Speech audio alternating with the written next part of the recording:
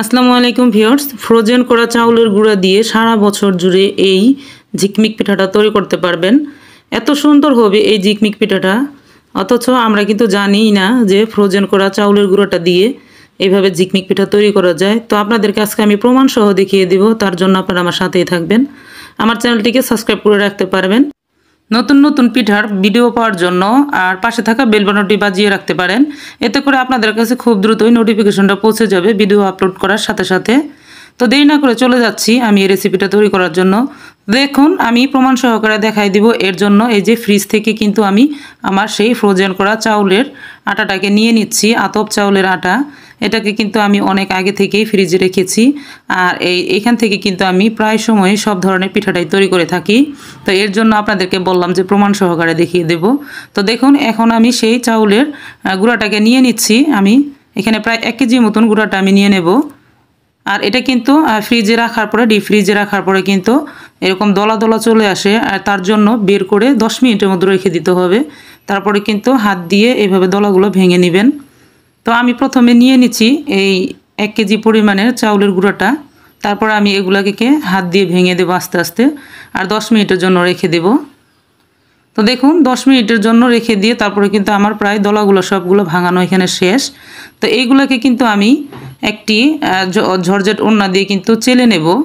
এটাকে 2বার চালতে হয়। প্রথমবার তো আমরা চেলিয়ে নিয়েছি, আর এখন কিন্তু আরেকটি ঝরঝট ওড়না দিয়ে চেলে নেব। ফ্রিজে রাখা এই চাউলের গুঁড়োটাও কিন্তু চেলে নেওয়া যায়। তা বেশি দেরি করবেন না, আধা ঘন্টার মতন দেরি করলে ফ্রিজে থাকার এই চাউলের গুঁড়োটা কিন্তু ভিজে ভিজে টাইপের হয়ে যাবে। এর জন্য 10 মিনিটের ভিতরে কিন্তু এভাবে একটি ঝরঝট ওড়না নিয়ে তারপর এর ভিতরে চাউলের গুঁড়া দিয়ে কিছু কিছু পরিমাণের চেলে নিতে হবে। আমি দেখিয়ে দিচ্ছি, দেখলেই বুঝতে পারবেন আমি কিভাবে চেলে নিচ্ছি। তো দেখুন, এই যে সাথে সাথে কিন্তু চাউলের গুঁড়াটা পড়ে যাচ্ছে। যখন ফ্রিজ থেকে বের করবেন দেখবেন চাউলের গুঁড়াটা কিন্তু একদম শুকনায় আছে আর খুব ঝুরঝুরে আছে, শুধু দলা হয়ে থাকে। সেগুলো হাত দিয়ে ভেঙে নিলেই হবে। আর আমি এইভাবে কিন্তু সম্পূর্ণ চাউলের গুঁড়োটাকেই এখানে চেলে নিচ্ছি। আমি যে 1 কেজি পরিমাণে চাউলের গুঁড়োটা নিয়েছি সেতটুকুই। তো আমি দেখিয়ে দিচ্ছি আমার, দেখুন এই যে এইভাবে কিন্তু এই যে আমরা সাধারণ সুজিটা যে রেখে দিই, এই সুজির মতন কিন্তু দানা আছে, এগুলাকে আর দেবো না, এগুলো আমি একটা সাইডে রেখে দেব। আর এইভাবে আমি সম্পূর্ণগুলো চেলে নিয়েছি, আর এই পরিমাণের হয়েছে দেখুন।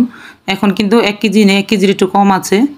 আপনারা চেষ্টা করবেন যত ছোট বাটি হয় ততই ভালো হয়। এর জন্য এরকম ছোট কিছু একটা পাত্রের ভিতরে এভাবে চাউলের গুঁড়োটাকে নিয়ে নিতে। এতে করে চাউলটা যখন আমরা মাখাবো তখন কিন্তু চাউলের আটাটা কিন্তু হাতে খুব সুন্দর লেগে থাকবে। আর যদি বড় কোনো জিনিস, ছড়ানো কোনো জিনিস হয় সেই ক্ষেত্রে কিন্তু আটাটা ছড়িয়ে থাকবে, হাতে লাগতে চাইবে না। এর জন্য আমি ছোট একটা বাটি নিয়ে নিলাম, আর এখানে প্রায় 1 চামচের কাছাকাছি একটু লবণ দিয়ে দিলাম।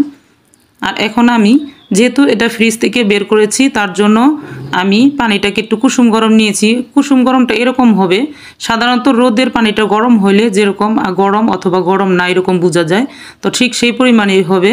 এটা কিন্তু ধরে নিতে হবে যে প্রায় গরম গরম না এরকম পরিমাণের কুসুম গরম পানিটা নিয়ে নেবেন। আবার বেশি গরম নিলে কিন্তু এটা হবে না, আঠালো ভাবটা চলে যাবে। এর জন্য হালকা কুসুম, যেহেতু ফ্রিজ থেকে বের করে নিয়েছি। আর আপনারা যদি চান যে আধা ঘন্টা রেস্টে রেখে দেবেন, সেই ক্ষেত্রে গরম পানি নেওয়ার কোনো প্রয়োজনই নেই। তো আমি যেহেতু সাথে সাথে করে দেখাচ্ছি এর জন্য কিন্তু আমি হালকা কুসুম করে নিলাম। আর এখন এটাকে আমি প্রায় 5 থেকে 6 মিনিটের মতন শুধু হাত দা এভাবে মাখিয়ে নেব।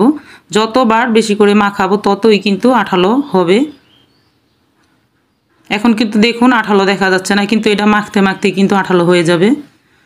আর এইরকম ঝিকমিক পিঠা তৈরির ক্ষেত্রে কিন্তু আঠালো টাইপটাই লাগে।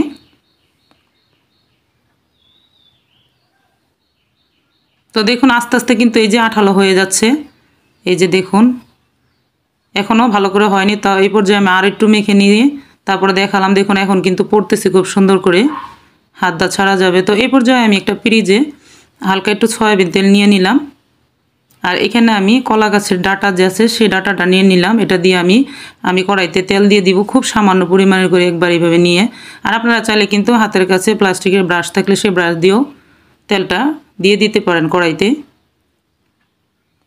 আর তেলটা কড়াইতে এভাবে দিতে হবে যে তেলটা আপনার দেখাই যাবে না, সেরকম করে কিন্তু তেলটা দিতে হবে। তেল যদি এখানে বেশি হয়ে যায় তাহলে কিন্তু এই পিঠাটা যখন তৈরি করব তখন ভাজা ভাজা হয়ে যাবে, সেই ক্ষেত্রে কিন্তু পিঠাটা ভালো হবে না। যতটা নরম, যতটা সফট থাকবে তত কিন্তু পিঠাটা তৈরির ক্ষেত্রে ভালো হবে। তো দেখুন এখন আমি হাত দিয়ে কীভাবে দিয়ে দিচ্ছি। আমার কিন্তু এখানে কোনো ধরনের তেল দেখা যাচ্ছে না, 2বার দিয়ে দিলেই হবে। খুব দ্রুত এভাবে হাত দিয়ে ঘুরিয়ে 2বার দিয়ে দিবেন, তাতে কিন্তু হয়ে যাবে। তো আমি এখানে মোট 4টা পিঠা তৈরি করে আপনাদেরকে দেখাবো। প্রথমে আমি কিছু পরিমাণের সাদা পিঠাগুলো তৈরি করে নেব। অনেকে এটাকে কিন্তু রেশমি পিঠাও বলে, যে নামে ডাকুক, আমরা ঝিকমিক পিঠা বলি। তো আমি প্রথমে একটা, তারপর আরেকটা, 2 ভাজের তৈরি করে দেখাবো। তারপর আমি এখানে কিন্তু ফুড কালার দিয়ে দেব। আপনারা চাইলে শুধু সাদাও তৈরি করে রাখতে পারেন, আর চাইলে বিভিন্ন কালারের ফুড কালারও ব্যবহার করতে পারেন। তো আমি একটা উঠিয়ে নিলাম, একভাবে 2টা একবারে উঠিয়ে নিয়ে তারপরে ভাজটা করে দেখিয়ে দিচ্ছি। তো দেখুন এই যে এইভাবে কিন্তু তেলটা লাগিয়ে নিচ্ছি। আর এই পিঠাটা তৈরির ক্ষেত্রে ফ্রাই প্যানের থেকে কড়াইটাই ভালো হয়, কারণ আপনার ফ্রাই প্যানটা কালো, এই কারণে বোঝা যায় না তেলের পরিমাণটা কতটুকু আছে। তো আমি কিন্তু এর জন্য কড়াইতে তৈরি করে নিলাম। আগের আমার আরেকটি ভিডিও, ঝিকমিক পিঠার ভিডিও আপলোড করা আছে, আপনারা চাইলে সেই ভিডিওটাও দেখে আসতে পারেন আমার চ্যানেল থেকে। সেইখানে কিন্তু আমি ফ্রাই প্যানেই তৈরি করেছি। তো কিছুক্ষণ এভাবে ওয়েট করবেন, ওয়েট করলে কিন্তু দেখা যাবে কালারটা চেঞ্জ হয়ে আসছে, সিদ্ধ ভাবটা কিন্তু দেখা যাবে। প্রথম সাদা থাকে, তারপরে কিন্তু এটা পানি কালার হয়ে যায়। তো এই পর্যায়ে কিন্তু উঠিয়ে নেবেন। তো আমি যেহেতু প্রথম পিঠা দিলাম তার জন্য একটু সাইডে লেগে গেছে, তাও কোনো ব্যাপার না, এটা কিন্তু তারপরে উঠে গেছে। এখন আমি আপনাদেরকে 2 ভাজে ভাজ করে দেখিয়ে দিচ্ছি। আমি পিঠাগুলো একাই তৈরি করব, তার জন্য পরবর্তী ভাজগুলো কিন্তু আমি এক হাতে তৈরি করে দেখাবো। আপনারা চাইলে একাই কিন্তু করে নিতে পারবেন। আমি প্রথমে 2টা হাত দিয়ে তৈরি করে নিচ্ছি, এর জন্য আমি আগে কিন্তু 2টা পিঠা ভেজে নিয়েছি। তো এই যে প্রথমে 3 কোণাটা তৈরি করে দেখালাম কত সহজভাবে, দেখুন এগুলো ভাঙাটা কিন্তু খুবই সহজ। শুধু চতুর সাইড থেকে ভেঙে দিয়ে এভাবে 4 কোণা চওড়া করে নিতে পারবেন, আর ট্রায়াঙ্গেলে টান দিয়ে কিন্তু 3 কোণাও করে নিতে পারবেন। তো আমি 2টা পিঠা তৈরি করে দেখালাম। তো কিছুটা পিঠা আমি এভাবে সাদা করে নিলাম তৈরি। আর এখন আমি এখানে এলো ফুড কালার দিয়ে দিচ্ছি প্রায় 2 ড্রপসের মতন। আপনারা চাইলে কিন্তু এই ফুড কালার স্কিপ করতে পারেন, আর যদি ভালো লাগে তাহলে সেই ক্ষেত্রে আরও বিভিন্ন কালার ফুড কালার দিয়ে দিতে পারেন। পিঠাগুলো দেখতে খুব আকর্ষণীয় সুন্দর দেখা যাবে। তো আবারও আমি দেখুন খুব দ্রুতই কিন্তু হাত দিয়ে এভাবে দিয়ে দিতে হবে, খুব বেশি করে পরিমাণের ফালানোর এখানে দরকার নেই, 2বার দিয়ে দিলেই কিন্তু হবে। তো কিছুক্ষণ এই যে ওয়েট করলাম, দেখুন এখন কিন্তু কালারটা চেঞ্জ হয়ে সিদ্ধ কালারটা চলে আসছে। 2-1টা পিঠা ভাজার পরে কিন্তু আর লেগে যায় না, দেখুন কত সহজভাবে উঠে গেল। তো আমি এখন এক হাতে আপনাদেরকে ভাজ করে দেখাচ্ছি। আপনারা চাইলে কিন্তু এভাবে এক হাতে এই পিঠাগুলো ভাজতেও পারবেন, আরেকদিকে কিন্তু এইভাবে ভেঙেও নিতে পারবেন ভাজ করে। তো দেখুন এই যে 4 কোণাটা দিয়ে দিলাম, এখন আমি 3 কোণাটাও তৈরি করে দেখাবো। এর জন্য আমি 2টি কালারের আপনাদেরকে 2টা পিঠা তৈরি করে দেখালাম, মোট 4টা পিঠা তৈরি করে দেখালাম। তো এটাও কিন্তু আমি এক হাতে ভাজ করে নিয়েছি, তারপরে কিন্তু দেখবেন কত সুন্দর হয়েছে ভাজটা। এই যে কোণার থেকে আরেকটি কোণায় দিয়ে দিলে কিন্তু 3 কোণা হয়ে যাবে, একদম ত্রিভুজের মতন। তো সবগুলো পিঠা কিন্তু আমি এইভাবেই তৈরি করে নেব। তো দর্শক সবগুলো পিঠাই কিন্তু আমি এইভাবেই তৈরি করে নিব। তো আপনারা কিন্তু এইভাবে ফ্রোজেন করা চাউলের গুঁড়াটা দিয়ে পিঠাগুলো তৈরি করে নিতে পারবেন এত সহজভাবে, যখন ইচ্ছে তখনই কিন্তু বের করে তৈরি করে নিতে পারবেন। তো দেখুন সবগুলো আমি এখানে তৈরি করে নিয়েছি, এখন আমি রোদ্রে শুকিয়ে নেব। রোদ্রে দিয়ে কিছুক্ষণ পর উল্টে পাল্টে এইভাবে আমি শুকিয়ে নিয়েছি। আর পিঠাগুলো কিন্তু এখনও ভাঙেনি, কতটা সুন্দর হয়ে আছে দেখুন। সবগুলা পিঠে আমি যেভাবে তৈরি করেছি ঠিক সেইভাবেই আছে। এখন আমি এগুলা পিঠা আপনাদেরকে তেলে ভেজে দেখিয়ে দিচ্ছি। আমি সবগুলা ভাজবো না, এখানে 4টা পিঠা ভাজবো, আর বাকিগুলো আমি রেখে দেবো একটি এয়ার কন্টেইন বক্সে। সেগুলো আমি ঈদের সময় সেমাই রান্না করব যখন, তখন আমি ভেজে নেব।